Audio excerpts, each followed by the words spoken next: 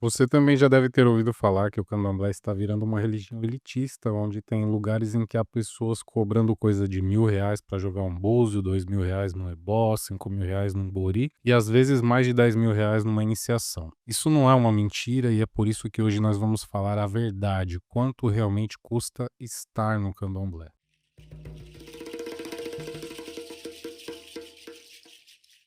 Eu sou o Logan Leandro e esse é o podcast Jack Aló, iniciando uma nova temporada depois de um hiato no qual foi criado o Farol Ancestral, uma comunidade onde eu trago para você diversas informações sobre espiritualidade, sobre o candomblé. Para estar no candomblé hoje, qualquer pessoa só precisa de dinheiro e um pouco de tempo livre para poder participar de um ou outro ato religioso obrigatório. Pode ser que esse tipo de fala te incomode, mas se a gente não tapar o sol com a peneira, a gente vai perceber que tem lugares que estão cobrando valores totalmente absurdos para a realidade econômica do país em troca da realização de algum tipo de ritual. E a culpa é de quem? Ninguém tem culpa porque cada ser humano tem o direito de cobrar aquilo que quiser, pelo que quiser e paga quem quiser. Porém, tem algumas coisas que a gente precisa começar a entender. Primeiro, que o candomblé é uma religião e que nos seus atos litúrgicos utilizam-se diversos tipos de materiais, sejam comidas, bebidas, animais e nada disso é barato.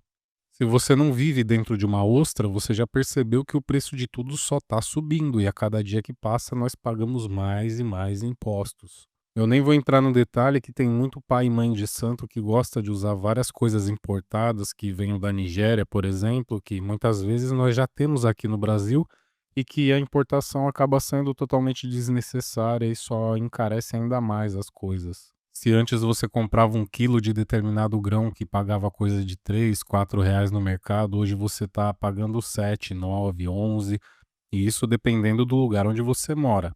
Tinha bicho aí que comprava por R$ 50 e hoje você está pagando 100, 150, 200, dependendo do criador que entrega para você. Roupa então nem se fala, além de ter subido o preço do tecido, você ainda tem que pagar pelo serviço da pessoa que vai costurar a roupa para você. E esses são apenas alguns exemplos de algumas das coisas que costumam compor as obrigações religiosas. Tem muito mais coisa além disso. Tem muito mais coisa que é muito mais caro do que isso. Então, se a gente for falar só sobre as coisas que são necessárias para se fazer um ato religioso, um ebó, um bori, uma iniciação dentro do candomblé, a gente vai perceber que a grande maioria daqueles elementos que compõem tudo ali no somatório vai ficar bem caro.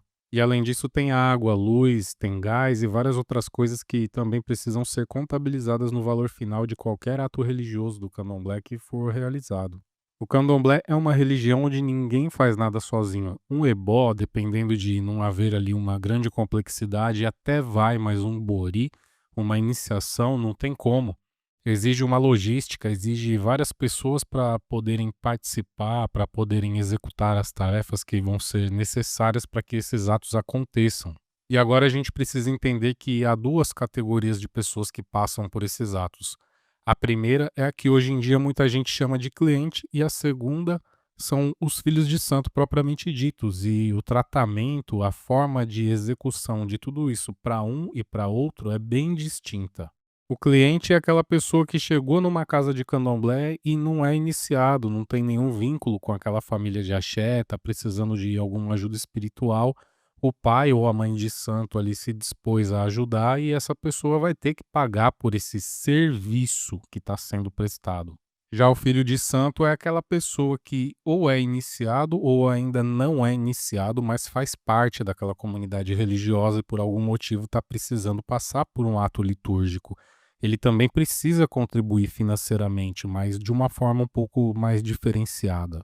Então, além da logística dos materiais, nós também temos a mão de obra daquele pai ou mãe de santo que vai presidir o ato e também das pessoas que vão participar, seja cozinhando ou desempenhando qualquer outro papel, qualquer uma das funções necessárias para que aquele ato litúrgico aconteça.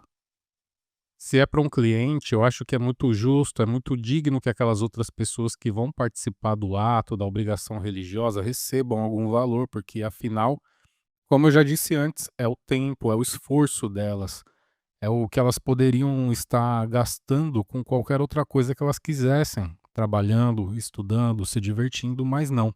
Elas estão ali, ajudando a fazer um ato religioso em prol de outra pessoa.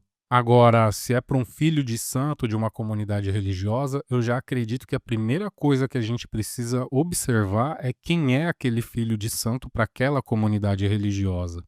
Todo mundo tem o seu poder de observação. Então, se por exemplo, eu nunca fiz nada para você, nunca participei de nada para você, nunca ajudei em nada que foi feito para você, quando algo for feito para mim, é muito natural que você não queira participar. Mas a obrigação vai ter que sair. E o pai de santo vai ter que pagar, sei lá, pelo transporte das pessoas que vão vir para ajudar, pela alimentação delas, no mínimo. E é claro que isso vai acabar encarecendo a obrigação religiosa no seu valor final. O fato é que só aí a gente percebe que aquilo que eu falei lá no começo é uma realidade. Para estar no candomblé, hoje você precisa ter algum dinheiro. Agora, a quantidade de dinheiro que você precisa já é uma coisa muito relativa. Tem muitos fatores que vão influenciar essa questão do quanto. As coisas no candomblé podem acontecer sem dinheiro, como se dizia há um tempo atrás, por misericórdia? Pode sim, não tem nada que impeça isso, porém a gente percebe que são situações que têm acontecido cada vez menos.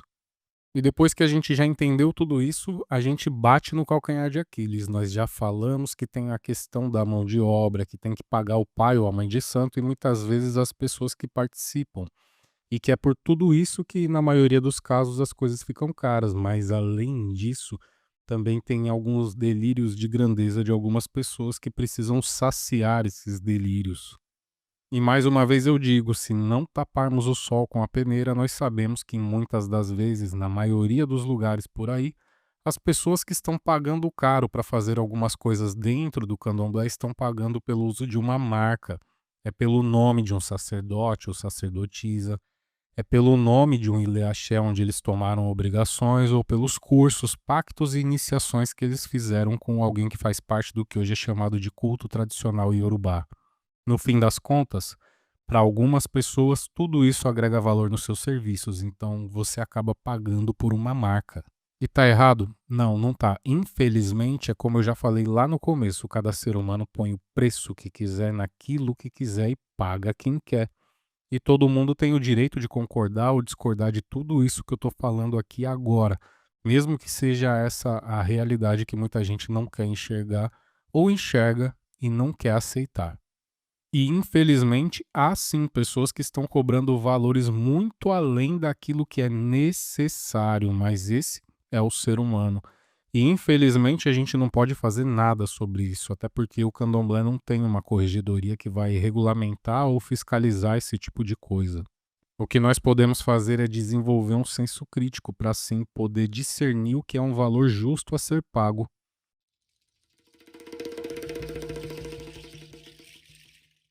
E esse foi o episódio de hoje do podcast Jack Aló, um espaço do farol ancestral onde podemos falar todas as noites de terça-feira de espiritualidade de uma maneira simples e direta e sem enrolação.